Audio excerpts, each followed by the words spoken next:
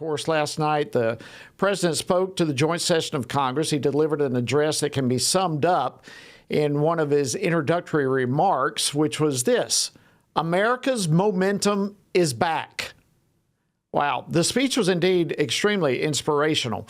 It was touting some of his administration's accomplishments so far in just 43 days as of last night, as well as looking forward to what comes next. So that's a good question. What does exactly come next? And how should the church respond to this moment in our nation's history? Well, with me to answer these questions is Congressman Mark Harris, who previously served as the senior pastor of the First Baptist Church in Charlotte, North Carolina, before coming to Capitol Hill. He also was part of the FRC team. He now represents North Carolina's 8th congressional district. Congressman Harris, welcome back to Washington Watch, my friend. Great to see you. Well, Jody, it's great to see you, and honored to be with you this evening. Wow. Well, last night was your first joint sessions. What were the highlights of the speech from your perspective?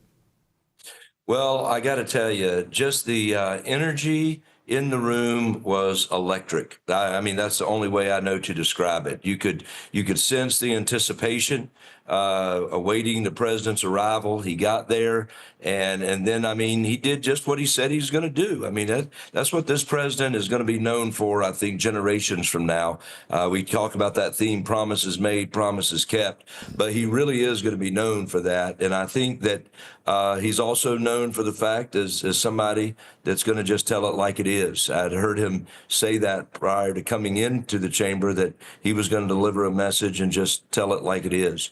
And he did that. And as you mentioned earlier, it was a tremendously well-planned speech that kind of talked about the things that we're celebrating that have been accomplished, talked about the things that Congress needs to do to help deliver so that he can take care of some of these economic issues that he's working on, which last week was monumental when we passed that budget resolution. And then he talked about, the border, making sure we get him what we need to finish what he is doing at the border, which is at record low, folks trying to cross the border right now.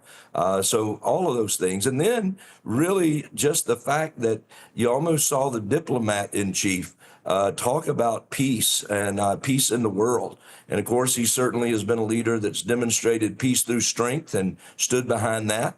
But I think that he had a message that just resonated with the American people. In fact, I started early this morning doing an interview on another station, and one of the lead stories was a CBS News poll that I think it was 73% of the people had a favorable view of the president's speech last night at the joint session of Congress. So I thought it was phenomenal, and I think it was very visionary, it was very aspirational, and I think that he's also just reporting on what he's getting done.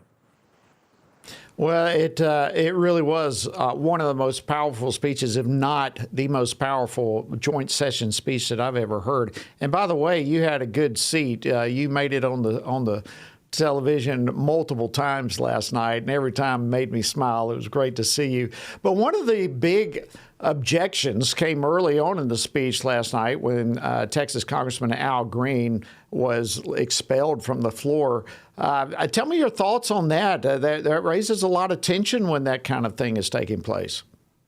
It does raise a lot of tension. In fact, I was asked going into the session in an interview, they said, Mark, if you had something to share with your colleagues on the other side, what would it be? I said, because there'd been a whole lot of chatter about maybe disruptions or noisemakers or just various protests. And so nobody knew what to expect. And my word was just, I just hoped and prayed that there would be decorum that would be maintained. I hoped and prayed that we would show respect. This is the President of the United States. This is an address of a joint session of Congress. It's a big deal.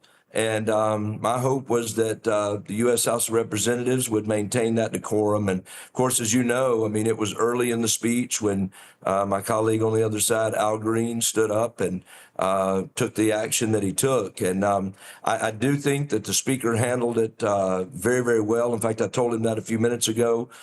He gave him every opportunity to simply take his seat. And then when it was obvious he was not going to take his seat, asked the sergeant at arms and the appropriate folks to remove him, which they did. Yep. I guess almost late breaking news. It just came off the floor before I stepped into this interview, and there was a motion made actually on the floor for a censure of Representative Green, and the Democrats made a motion to table that, and it overcame that hurdle, and we voted no in terms of tabling it. So I think I understand that that vote is likely to come up tomorrow as an official censure for the actions of Congressman Green. Totally appropriate for that to take place. Congressman Harris, I know we've got just a couple of minutes left, but I'm thrilled to have you on Washington Watch at any time, but particularly after last night, not only from a political perspective, but a spiritual perspective as well. As a former pastor like myself and now in Congress, how did you view the speech as a pastor, as a believer of Christ? What and the hardening of the Democrats and their reactions there? Just some quick spiritual thoughts that you had. Yeah, I could say that there were so many points in the speech last night that were just, I mean, they would have been things that I would have preached in a message to my people.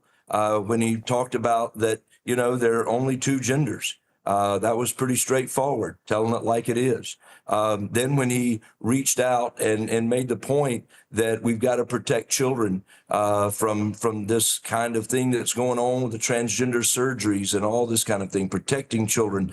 And what I really stood out was when he looked into the television cameras and reminded every child that you are beautiful just as God created you.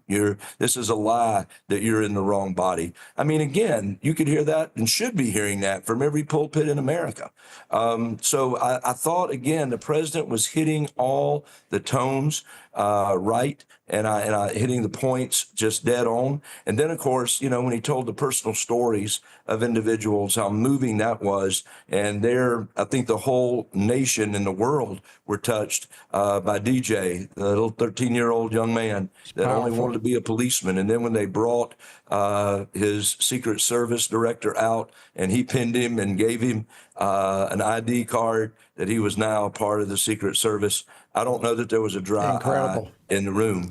But to your point, I was concerned that over on the other side, many, none that I saw would stand. Very few, if any, applauded.